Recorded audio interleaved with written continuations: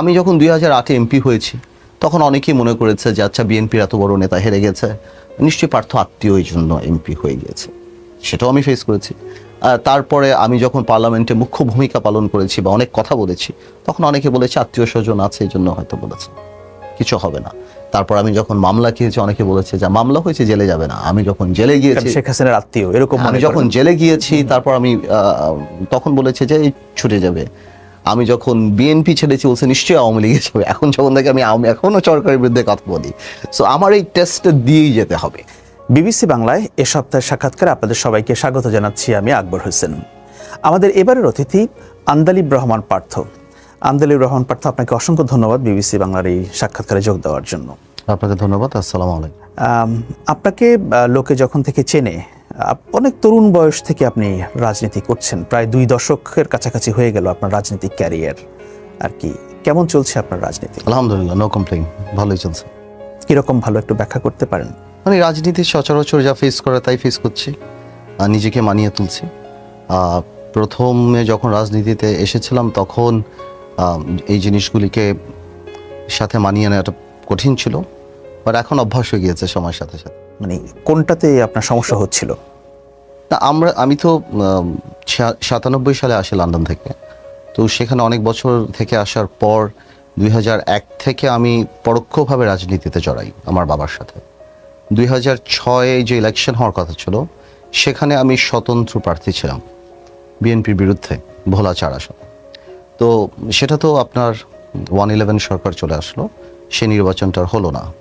পরবর্তীতে বাবা যখন ইন্তেকাল করেন 2008-এ, তারপর আমি I stepped in full time আর কি। তো সেই সময় অনেক কিছুই অ্যাডজাস্ট করা অনেক কঠিন ছিল, বাট এখন তো সব কিছু অ্যাডজাস্ট করে ফেলছি। তো আপনি তো একটা রাজনৈতিক পরিবার থেকে এসেছেন। আপনার বাবা বাংলাদেশের একজন পরিচিত রাজনীতিবিদ ছিলেন। তিনি এরশাদ সরকারের সময় তিনি ক্ষমতায় মন্ত্রী ছিলেন, তিনি মেয়র ছিলেন। তো আপনার রাজনীতির আসার এই ব্যাপারটা কি, এটা কি পারিবারিক ধারাবাহিকতা নাকি আপনি নিজেই এটা চুজ করেছেন যে আমি রাজনীতি করব? আমরা ছোটবেলা থেকেই পলিটিক্যাল ওই জিনিসটা ছিল যে আমরা পলিটিক্স করব। আর আমার বাবার ব্যাপারটা ছিল, আমার বাবা আমাকে পলিটিক্সের সাথে রাখতো ছোটবেলা থেকে। একটা কথা বলি, আপনি আসলে রাজনৈতিক পরিবারের হলেই যে আপনি পলিটিক্স করতে পারবেন, আপনি একটা অডিয়েন্স পাবেন, সেটা সত্যি কথা। হয়তো আপনি একটা নমিনেশন পাবেন, কিন্তু নিজেকে রাজনীতিবিদ হিসাবে গড়ে তোলাটা এটা আসলে একটা এডুকেশনের ব্যাপার। এটা বাই টাইম বা এক্সপিরিয়েন্স হয়, সেটা পলিটিক্যালি এডুকেটেড হতে হয়। এটা কোনো বই পড়ে বা কোনো ডিগ্রি ধরে এটা সম্ভব হয় না। এটা সময়ের সাথে সাথে আপনি একজন পরিপক্ক রাজনীতিবিদ হন। আচ্ছা, তো আপনি বলছিলেন যে 96 বা 97-এ আপনি লন্ডন থেকে ফিরে আসিছি। এসে আমি ব্যারিস্টার রফিকুল হকের সাথে জুনিয়র হিসেবে 4 বছর ছিলাম, 4-5 বছর। তারপর আমি একটা কলেজ করি ব্রিটিশ স্কুল অফ ল নামে, যেখানে আমরা ইউনিভার্সিটি অফ লন্ডনের LLB কোর্স করাই। তো সেটাই বেসিক্যালি ছিল, প্র্যাকটিস করতাম, তবে ওরকম ফুল টাইম না। তারপর 2006 থেকে বলতে পারেন ফুল টাইম পলিটিক্সে ঢুকেছি। এখন কি আপনার রাজনীতিই আপনার পুরো পেশা নাকি আপনি অন্য কিছু করছেন? না, আমি রাজনীতি, আমি ফুল টাইম পলিটিশিয়ান। আর কি করছেন আপনি? এছাড়া আমি কিছু কেসেস করি, যেহেতু অনেক হয়ে গিয়েছে, অনেক বছর হয়ে গিয়েছে। আমি শিক্ষকতা করি। আমি একটা কলেজের principal British school of law নামে। আমরা ইউনিভার্সিটি অফ লন্ডনের registered centre, we teach law and university of London. বাস এই যে আপনি গত 2 দশক ধরে রাজনীতি করছেন, আপনার কাছে রাজনীতির সবচেয়ে চ্যালেঞ্জিং জায়গা কোনটা মনে হচ্ছে? প্রথমে এটা আসলে বাই টাইম পরিবর্তন হয়। যখন আমরা একদমই বিদেশ থেকে চলে আসছি, তখন নিজেকে মানানোটা অনেক কঠিন ছিল। বিকজ আমাদের হয় কি, আমরা যখন অনেকদিন বিদেশে থেকে দেশে আসি, তখন এক টুকরো আমেরিকা, এক টুকরো লন্ডন, বাংলাদেশ আমরা বানিয়ে ফেলি। আমাদের ওই সার্কেল, আমরা ওই জিনিসগুলি স্মৃতিচারণ করি, লন্ডনে কী করতাম এভাবে। ওই ট্রান্সফরমেশনটা অনেকেই করতে কষ্ট হয়ে যায়। সো আর পলিটিক্সটা একদম রুট লেভেলের, আর আমি পলিটিক্স করেছিলাম ভোলাতে, একদমই রুট লেভেলে যেতে হয় ওখানে। তো সেখান থেকে সময়ের সাথে সাথে আমি শিওর যে আজকে আমি অনেক বেটার পজিশনে, কমিউনিকেট থেকে আরম্ভ করে সব কিছু, বা এই রাজনীতি ধরা বোঝা। একটা সময় অনেক কিছু সারপ্রাইজিং রাখতো, বিকজ আমরা তো আর এই ধরনের রাজনীতি দেখে খুব একটা অভ্যস্ত ছিলাম না। বাট তারপরও এখন আস্তে আস্তে মানিয়ে চলছে আর কি। আচ্ছা, বাংলাদেশের রাজনীতিবিদ বলতে আমরা সাধারণত যাদেরকে দেখি বা যেটা বুঝি, আপনি ঠিক সেরকম নন।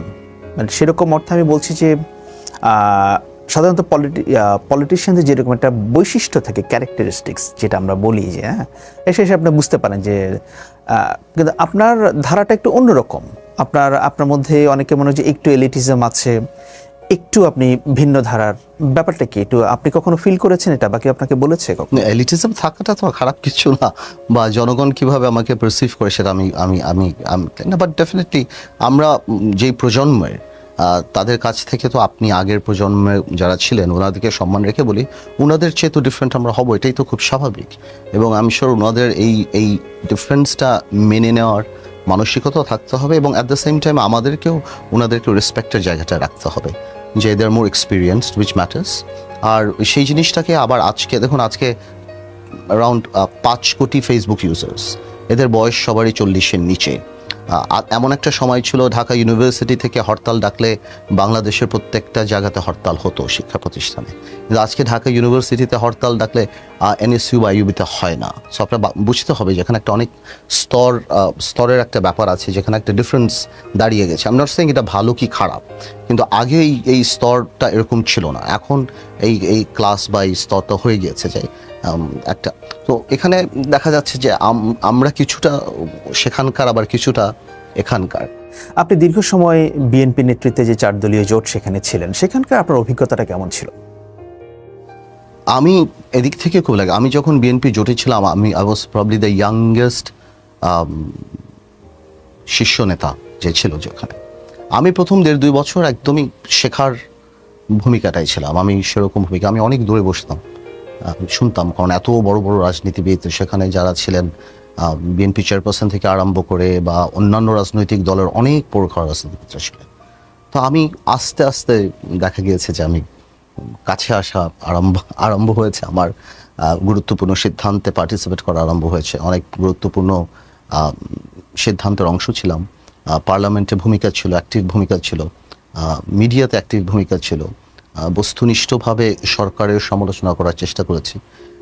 কিছু কিছু ক্ষেত্রে জনগণ অ্যাকসেপ্ট করেছে, কোনো ক্ষেত্রে হয়তো জনগণ করেনি, বাট বলে না ট্রেন চলা আরম্ভ হয়ে গিয়েছে। তো আমি মনে করি আই এম ভেরি লাকি এদিক থেকে, আলহামদুলিল্লাহ, যে আমি সেই সুযোগটা পেয়েছি যে 12 বছরে সেরকম একটা শীর্ষস্থানীয় জায়গায় বসে রাজনীতি শেখাটা। আমি মনে করি সেদিক থেকে আমি অত্যন্ত ভাগ্যবান। তো আপনি তো 2019 সালে 18 সালের নির্বাচনের পরে এসে আপনি বিএনপি দলীয় যে জোট, 4 দলীয় জোট, সেখান থেকে আপনি বেরিয়ে আসলেন। এটার কারণ কি ছিল? এটার মেইন কারণটা ছিল যে এমনি বিএনপি চেয়ারপারসন জেলে যাওয়ার পরে বিএনপির 20 দল আর ঐক্য ফ্রন্টের সাথে যেই ব্যালেন্সটা করার দরকার ছিল, আমার মনে হচ্ছিল সেই ব্যালেন্সটা হচ্ছিল না অনেক ক্ষেত্রে, বাট সেটাও ইনাফ